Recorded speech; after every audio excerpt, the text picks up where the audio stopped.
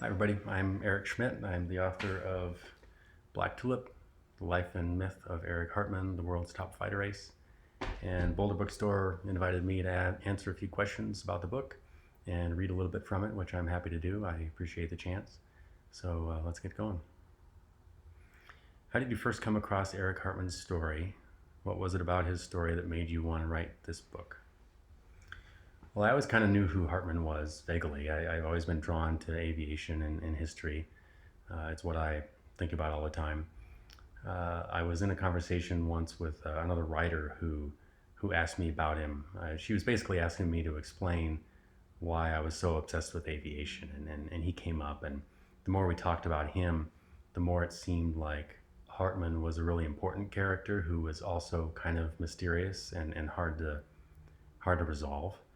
And so that led to me doing some more research about him, and that led to the book that took several years to do. But that was the real origin of it, and it told me right away that there was something there that I could really spend some time with, and that would be fruitful to try to understand. How long did you spend researching Hartman's life? What kind of resources were you able to find about him?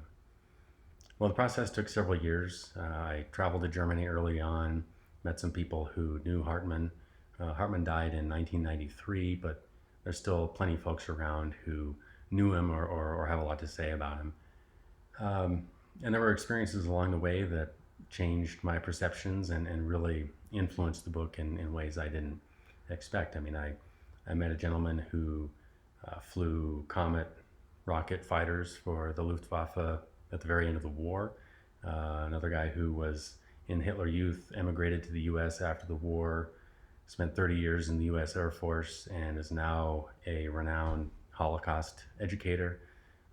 These things were real surprises and real pleasant surprises along the way.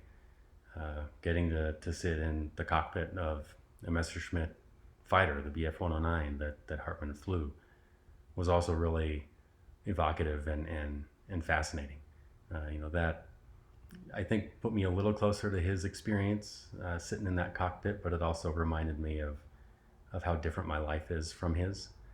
So things like that kind of trickled in over the years that I was working on the project and really gave it a lot of life. So it was wonderful just doing work.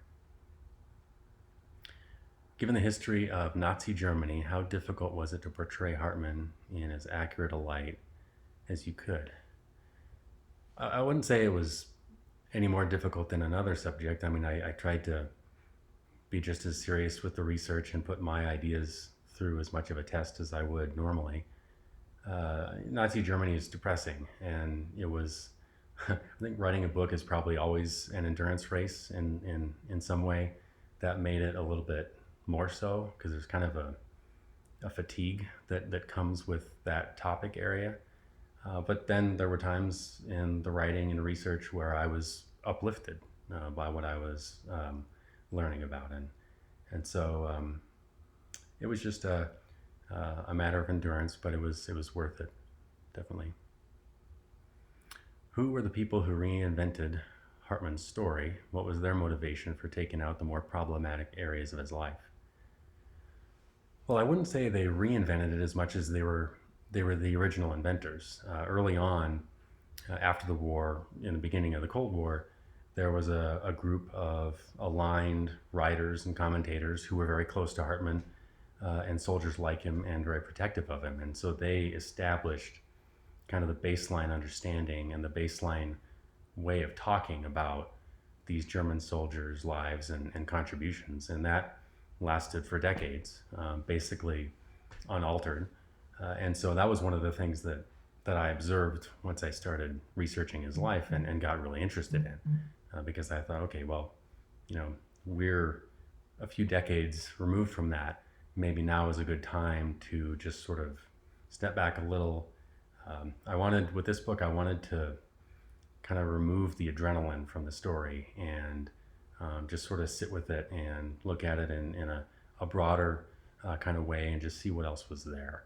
And so the way that the story's been presented over the years was actually kind of a motivation for me to look again and go there and see what else we could find. What would you say is the value of revisiting stories like Hartman's? Why would you say it's important for people today to know his story?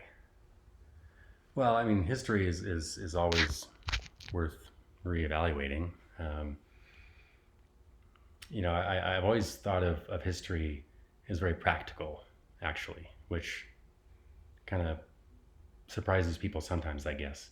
I mean, we make all sorts of decisions in our lives based on how we understand or misunderstand history. And if we have a good understanding, we make good decisions. I mean, this counts for leadership decisions, it counts for voting decisions, it counts for how you wish to spend your time, what your priorities are, understanding your founding values, all these sorts of things. And so it's always sort of a continual process, right? I mean, history isn't something that you just kind of finish, you line up all the facts, and then you walk away from it. I don't think that that's really the right or most interesting way to look at it. Richard Rhodes is a writer I've read a lot, and he or one of his teachers said at some point that history is inevitably provisional. And I think that that's a handy way of looking at it. What did you learn during the course of the writing that surprised you the most? Well, there were bits and pieces here and there. I was surprised to learn that the Germans built 33,000 Messerschmitt Bf-109 fighters, and the Soviets built even more Sturmovik bombers. I mean, these are just phenomenal numbers and production scenarios that I didn't really grasp ahead of time, that just boggle your mind. But I think the most surprising thing overall was just kind of the experience itself. It was real transformative for me. I learned a lot about myself while I was trying to learn about these other things. I think that's kind of inevitable if you really get into research in any kind of way over a long period of time, right? Your view of things beyond you kind of helps you improve your view of yourself and your own background and motivation and frame of reference and limitations and biases and these sorts of things. And so I was surprised by how fruitful that was and how much I learned just about a lot of things other than just Erik Hartman over the course of doing the work. How do you write history in an engaging way? Well, the first thing that comes to my mind is if you can attach to a topic or a story that you're really enthused about, that passion will come through in the language no matter what. It will always matter, and it will always be to your benefit. The reader knows if you're just sort of trudging through it and you want to just get through this section so you can get to the next or whatever, that always comes through. And so if you can be sort of propelled by some feeling of meaning or some real interest in what you're doing, then no matter how you plan or think about the language itself, that will come through and help. In terms of language decisions and things like that, I tend to write a lot real quickly and then bring it back in, shrink it down. Most of my time is probably spent editing rather than writing the original passage or whatever.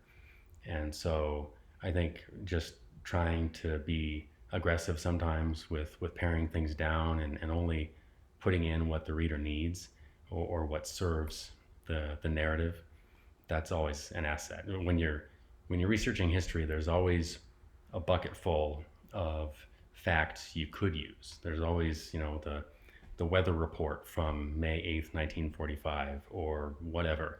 These things are always at your disposal, but it might not actually serve anything to include them, right? And it might detract from the other important stuff that really moves the story forward that you should be focusing on and letting stand more clearly. So I guess that's what I would say there. Can you read us a short passage from the book? Sure. All I'm just going to start at the beginning.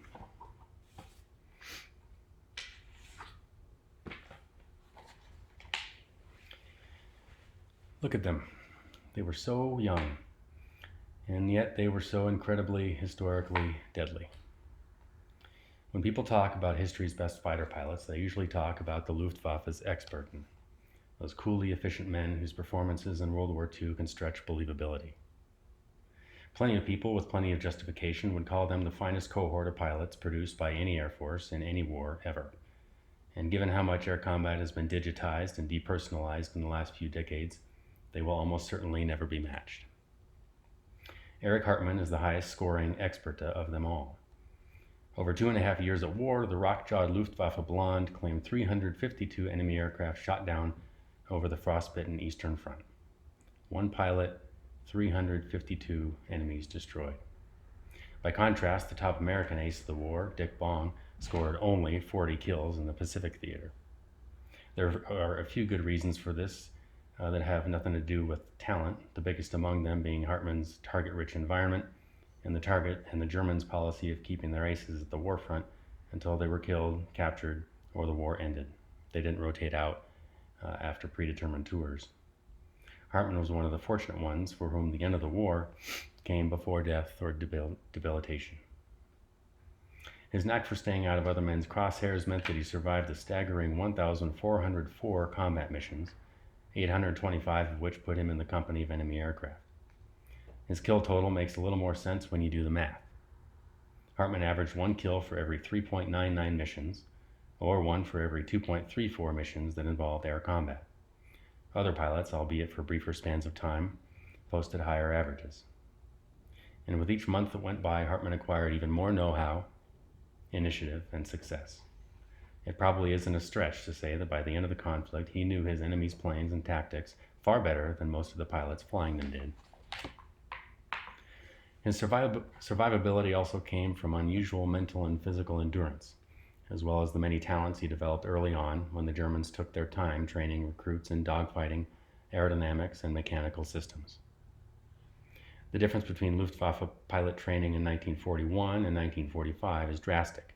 Many of Hartman's younger peers who arrived at the front later in the war were thrown into cockpits with not much more than a run-through and a wish for good luck. Because of this, Hartman was also a teacher. He and the other old hands, and this is relative, Hartman was a seasoned 23 years old in 1945, had to teach the new pilots how to fly and survive in the thick of it all. Sometimes they succeeded. Hartman also had an unusual gut-level understanding of aircraft and air power, that intangible right stuff that all the great pilots seem to have. He always said that he could just sense when something was wrong with his plane well before any cockpit gauge reported it to him. This was undoubtedly true. The pilot's sixth sense doesn't seem mystical at all to anyone who knows piloting. In the fight, Hartman was calculating and cool-headed, wasting neither bullets nor wingmen. He was always more of a tactician than a brawler, and he tended to skirt around risky situations and only attacked when the odds were favorable, which was often. Any guru of air combat, from the early aces of World War I to today's Top Gun instructors, would admire Hartman's diligent application of the timeless rules of engagement. Attack from the sun, seek the higher altitude to conserve speed and energy, fly with your head, not your muscles. He believed in those principles and adhered to them more completely than almost anything else in his life. I'll stop there. I appreciate the invite to talk about the book a little bit. Thanks very much, and happy reading.